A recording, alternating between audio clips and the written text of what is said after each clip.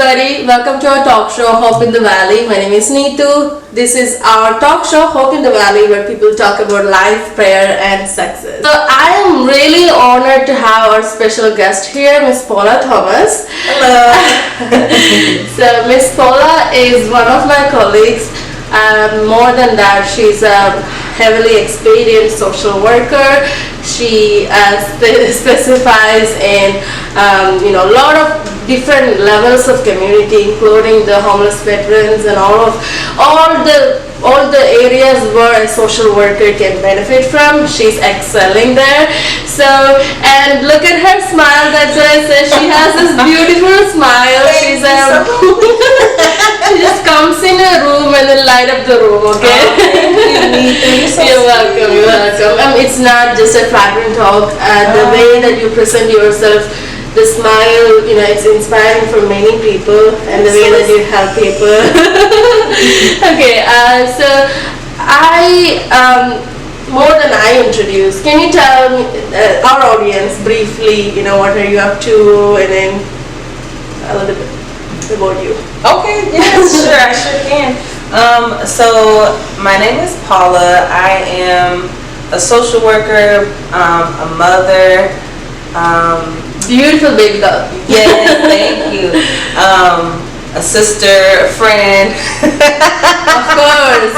Of course. No, but yeah, so I work full time at a hospital with the veterans. Actually, right now I'm doing counseling with the veterans, and then I also work in hospital social work as well.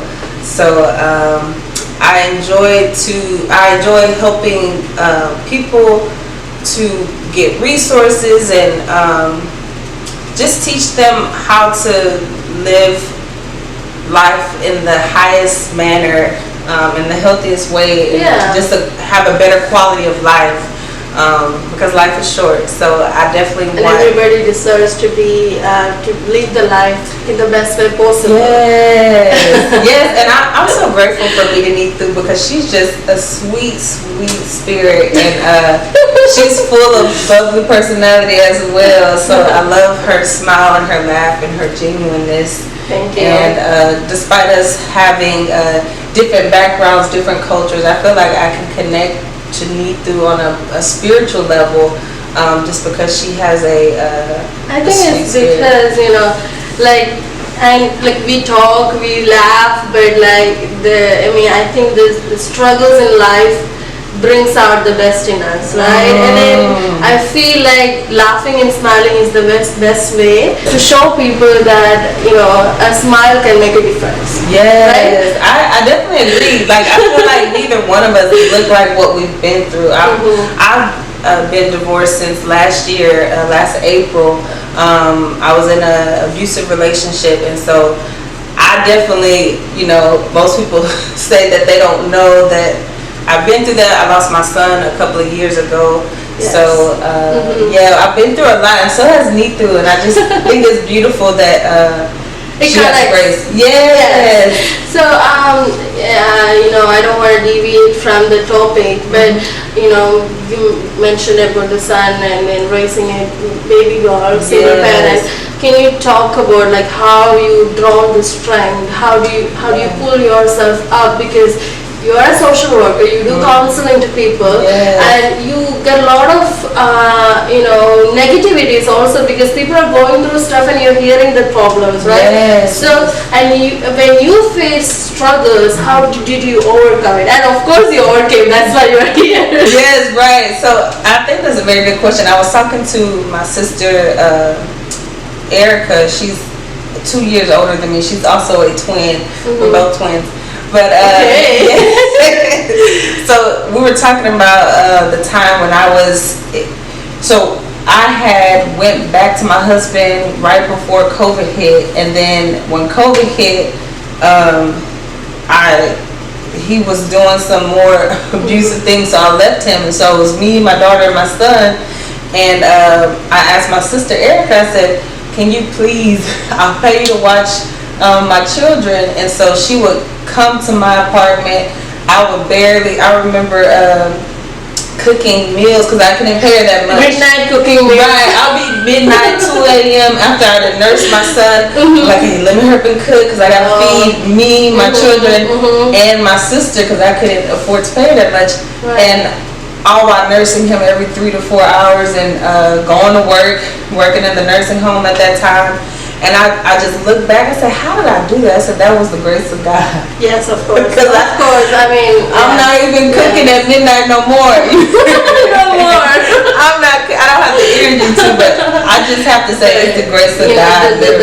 The situations made you more strong, and then God gave you that grace, right? Right. And my sister, because I feel like without her support, like I would literally be like, just finished nursing my son. I'm like, please take him so I can finish getting ready, or please take Jemiah, my daughter. So him giving me grace and strength, but also support. My sister would come in, not only care for the kids, but clean up my house. Wow, so nice. Yes, it was good support for for those months of having her. Right. And you know what's crazy? So she didn't. Hopefully she don't mind me telling her testimony. So she hadn't received her teacher certification yet. She had taken a test many times and failed. And so because she wasn't a certified teacher, she was a substitute teacher, and they had laid her off during COVID. But they laid her off, and that let her have the opportunity or availability to care for my children. See how God plans our things, and then you're very grateful for her support, right? So, and then that actually made your relationship with your sister more stronger. And then what was crazy is she shared this testimony at a hip hop concert that we went to recently, that she was praying like, God, I want to pass, but if she had passed when she wanted to, she wouldn't have been able to care for my son and daughter, but especially my son before he passed, because he passed shortly after that. And so she saw it as God's sovereignty, because after that I helped her study for the test, and then she eventually passed. She just finished, last week she said she just finished all of her tests and observations, so she's done. So God's timing is perfect. Yes, plan things out. God but plans everything in His own way. I mean, that's there's no fault in His plan. And then sometimes we think, oh, we are not getting something, or this is not changing, but that's for our good. But it took a long time for me to understand that. So I used to be a person like, I always thought that, oh God, you could have done this, maybe like one interference or like a vision or whatever that I was asking. I was particularly praying for one specific reason, and then when God did not intervene in that specific particular reason, I was questioning God, why are you silent, why are you not intervening? But I'm telling you, if God is not doing something, He is doing something very, because if He had done something differently when I prayed, I would not be sitting here and talking to you right now. I would not be this strong. When I look back, I see like, how did I survive? When I look my pictures, like I was that girl who sit in the corner and cried throughout the night. Or like I was useless other than to cry, I could say. But that's how God guide us through our life. There's up and downs, and the one thing I'm really proud of you is, Paula, no matter how hard the life went, it could not break you. Ooh, you give me some chills. It could not break you. Paula, as a social worker, how did you, or at what point did you feel like, oh, you need to help people? And then it's not easy. It's not easy to understand or empathize with their pain when you don't understand what they're going through. How did you get to social work? Well, that's a very good question. So I actually initially did not want social work because I thought it was only for CPS, which a lot of people have that misconception. But what drove me to do social work before I knew what it was is, as a child, my father taught me about civil rights and Martin Luther King and how people get judged or mistreated based on how they look. And I was like, that's not fair. Everyone deserves to get treated right. And so I was more of a I want everyone to be treated with dignity and respect, and that's still one of my values. Yeah, of course. Yes, but I eventually went into more micro practice, more individual practice, because I saw the need, and I felt like you said, like when you go through a lot, then you can be a help to someone else. I remember one of my clients for counseling, he was like, you know, I look young, I look, you know, childlike, right? And so he's like, are you married?